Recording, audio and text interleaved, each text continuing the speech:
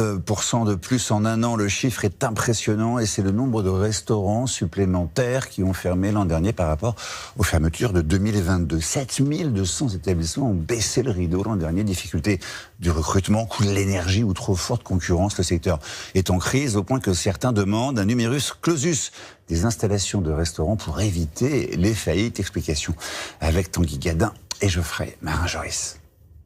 Passez une bonne après-midi. Au revoir. Sarah a ouvert son restaurant après le Covid. En 3 ans, elle a vu son chiffre d'affaires baisser. En cause, la hausse du coût de la nourriture qu'elle a dû répercuter sur les tarifs de sa carte. La marchandise a augmenté. Ça a augmenté au moins de 40%.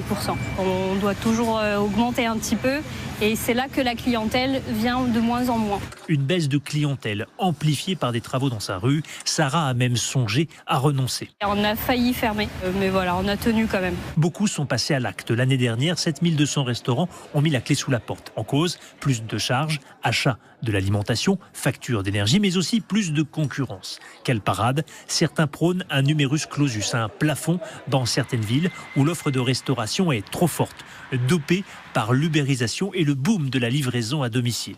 Aujourd'hui, dans certaines villes, dont Bordeaux et d'autres, il y a Lille, il y a Nantes, il y a Lyon, il y a Paris, il y a trop d'établissements par rapport au nombre d'habitants. Occupons-nous plutôt de l'existant plutôt que d'essayer de développer et de laisser partir l'existant. Dans cette rue, ce snacking de poisson d'inspiration hawaïenne vient d'ouvrir. Joël, restaurateur voisin, s'en accommode. Alors il y a un nouveau restaurant qui a ouvert il n'y a pas longtemps, qui est juste à côté. Effectivement, avant il y avait un salon de coiffure. Je dirais pas concurrence déloyale parce que le produit n'est pas le même. C'est de la nourriture rapide. Mais pour lui, un numerus clausus n'est pas nécessaire. Je pense que plus il y a de monde, plus on peut animer effectivement un centre-ville ou un lieu.